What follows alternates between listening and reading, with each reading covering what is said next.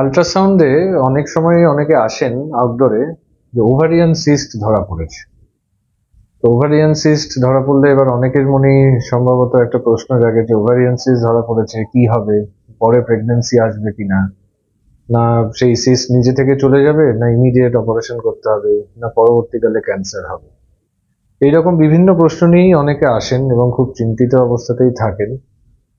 তো নমস্কার, আমি ডক্টর শৌক্তিক গঙ্গোপাধ্যায়। আজকে আপনাদের সঙ্গে কথা বলবো এই বিষয়ে যে ওভারিয়ান সিস্ট জিনিসটা কি এবং প্রেগন্যান্সির সঙ্গে রিলেশন কি, এবং এর অ্যাপ্রোপ্রিয়েট ইভ্যালুয়েশন বা কি করে বুঝবেন যে কি ধরনের সিস্ট আছে এবং তার ট্রিটমেন্ট। মেয়েদের হচ্ছে প্রত্যেক মাসে যে মেনস্ট্রুয়াল সাইকেল হয়, যে পিরিয়ডস হয়, সেখানে ডিম্বাশয়ের প্রত্যেক মাসে একটি করে ডিম বা এগস রিলিজ হয়, যাকে আমরা বলি যে ওভিউলেশন। সেই ওভিউলেশনের আগে একটা ডিমের ঘর তৈরি হয় যাকে বলা হয় ফলিকেল। সেই ফলিকেলই আস্তে আস্তে বড় হয়, বড় হওয়ার পরে সেটা রাপচার করে যাকে আমরা বলি ওভিউলেশন, এবং তারপরে সেই এগস চলে যায় টিউবের মাধ্যমে, তারপরে পরবর্তী মেনস্ট্রুয়েশন বা পিরিয়ডস হয়। তো এই নর্মালি যে ডিমের ঘর অনেক সময় বড় হয়ে গেলে সেটাকে আমরা বলি ফলিকিউলার সিস্ট, এবং ডিমের ঘর একবার ফেটে গেলে ওভিউলেশনের পরেও এক ধরনের সিস্ট হয়, তাকে আমরা বলি কর্পাস লুটিয়াল সিস্ট। এই দুই ধরনের সিস্ট একেবারে নর্মাল ভ্যারিয়েন্ট, এমনটা নয় যে অপারেশন করতে হবে বা পরবর্তীকালে কোনো ট্রিটমেন্ট লাগবে। তো ফলিকিউলার সিস্ট বা কর্পাস লুটিয়াল সিস্ট একেবারেই নর্মাল। এছাড়া আর কি ধরনের সিস্ট হতে পারে? একটা হতে পারে ধরুন ডার্ময়েড সিস্ট। ডার্ময়েড সিস্ট মানে সেখানে পেস্ট মতো একটা জিনিস থাকে সিস্টের মধ্যে, অনেক সময় চুলের মতো একটা স্ট্রাকচার থাকে, হেয়ার্স, দাঁতের মতো স্ট্রাকচার থাকতে পারে সেই সিস্টের মধ্যে, তাকে আমরা বলি ডার্ময়েড সিস্ট। চকলেট সিস্ট বা হেমারেজিক সিস্ট বলেও থাকে। সেখানে এই সিস্টের মধ্যে ব্লাড কিংবা অল্টার ব্লাড, খুব ওল্ড ব্লাড ক্লটস এগুলো থাকে, যার জন্য নামটা চকলেট সিস্ট, এগুলো থাকে। এবং হচ্ছে যে তৃতীয় ধরনের সব থেকে কমন, সেটা হচ্ছে পলিসিস্টিক ওভারি। তো অনেকেই আল্ট্রাসাউন্ডে নিয়ে আসেন যে polycystic ovarian disease, polycystic ovary. তো এই তিন চার ধরনের সিস্টে কোনটা প্রেগন্যান্সির ওপরে এফেক্ট করে? প্রথমেই বলি যে ফলিকিউলার সিস্ট বা কর্পাস লুটিয়াল সিস্ট একবারে নর্মাল ফিজিওলজিক্যাল ফিনোমিনা। অনেক ক্ষেত্রে যেটা নর্মাল 2 সেন্টিমিটার থাকে সেটা হয়তো আল্ট্রাসাউন্ডে 3 বা 4 সেন্টিমিটার এরকম হতে পারে। কর্পাস লুটিয়াল সিস্টও 2 সেন্টিমিটার বা 1 সেন্টিমিটারের জায়গায় কারো 4 সেন্টিমিটার 5 সেন্টিমিটার হতে পারে। কিন্তু এই দুই ধরনের সিস্ট কোনো রকম কিন্তু পরবর্তী প্রেগন্যান্সিতে কোনো রকম এফেক্ট কিছু নেই, নর্মাল প্রেগন্যান্সি আসে। এবং এই ধরনের সিস্টের কোনো ট্রিটমেন্টও লাগে না, নিজে থেকেই রিজলভ হয়ে যায়, এবং পরবর্তীকালে কোনো অপারেশন বা এই ধরনের কোনো প্রসিডিওরও কিছু লাগে না। এরপর আসি চকলেট সিস্ট বা ডার্ময়েড সিস্ট। ডার্ময়েড সিস্ট বা চকলেট সিস্ট যদি খুব বড় থাকে, ধরুন 4 সেন্টিমিটারের বেশি, 5 সেন্টিমিটার, 6 সেন্টিমিটার, এই ধরনের সিস্ট অনেক ক্ষেত্রে পরবর্তীকালে প্রেগন্যান্সি আসতে একটু অসুবিধা হয়। তো এই ওভারিয়ান সিস্ট থাকলে যে কি সিমটমস থাকতে পারে? একটা, যদি চকলেট সিস্ট বা ডার্ময়েড সিস্ট থাকে তাহলে পেটে অনেক সময় ব্যথা হতে পারে, মেনস্ট্রুয়েশন বা পিরিয়ডস এর টাইমেও ব্যথা হতে পারে। চকলেট সিস্টের আরেকটা সিমটম যেটা হচ্ছে যে অতিরিক্ত ব্লিডিং হতে পারে, বা এমনি হয়তো একটা ভেগ পেন, একটা পেটের নিচে একটা ব্যথা হতে পারে।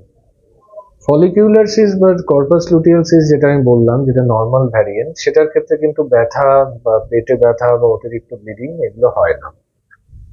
পলিসিস্টিক ওভারি যেটা সব থেকে মোস্ট কমন, অনেকেই আসেন, ধরুন 10 জনের মধ্যে আউটডোরের মধ্যে কেউ 5-6 জনেরই পলিসিস্টিক ওভারি আল্ট্রাসাউন্ডে থাকে। তো পলিসিস্টিক ওভারিতে অনেক সময় পিরিয়ডস বন্ধ থাকে, পেটে ব্যথা খুব একটা কমন সিমটম নয়, এবং এতে প্রেগন্যান্সিতে পরবর্তীকালেও অসুবিধা হতে পারে। তো এই গেল যে ওভারিয়ান সিস্ট থাকলে কি কি সাইনস এন্ড সিমটম থাকতে পারে। এরপর আসি যে চিকিৎসা, কিভাবে চিকিৎসা করবেন। ফলিকিউলার বা কর্পাস লুটিয়াল সিস্ট, যেটা নর্মাল ভ্যারিয়েন্ট অফ সিস্ট বললাম, সেটা কোনো ট্রিটমেন্ট লাগে না। আস্তে আমরা নর্মালি যেটা বলি যে 2-3 মাস পরে একবার আল্ট্রাসাউন্ড রিপিট করলে দেখা যায় যে এই ধরনের সিস্ট আর দেখতে পাওয়া যাচ্ছে না।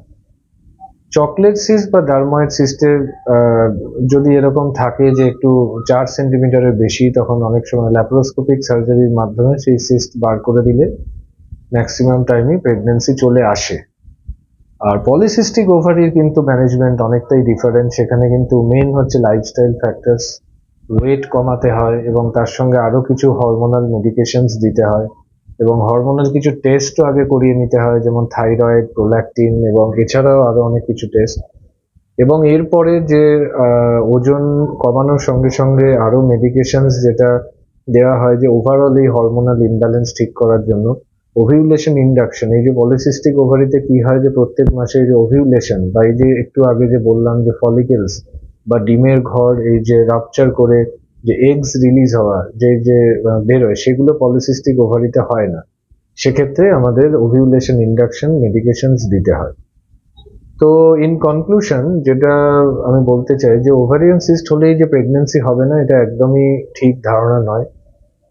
অ্যাপ্রোপ্রিয়েট ইভ্যালুয়েশন মানে কিভাবে আপনি কি টাইপের সিস্ট সেটা অবশ্যই খুব জানা উচিত আল্ট্রাসাউন্ড করে।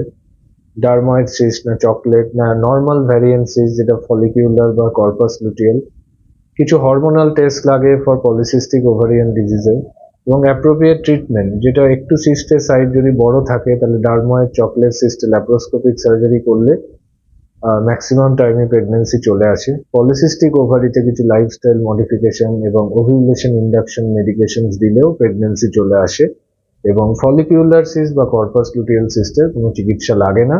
ওটা 2-3 মাস পরে আল্ট্রাসাউন্ড করলেই দেখা যায় যে ঠিকঠাক সিস্ট আর নেই বা সিস্টের সাইজ অনেকটাই কম হয়ে গেছে।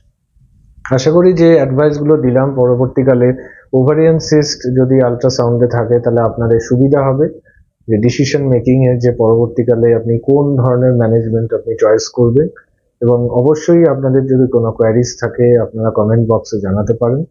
আমরা চেষ্টা করব আপনাদের যা যা ডাউট সেগুলো আমরা উত্তর দেওয়ার এবং আপনাদের যাতে পরবর্তীকালে ওভারিয়ান সিস্ট ম্যানেজমেন্ট নিয়ে যাতে অসুবিধা না হয়। নমস্কার।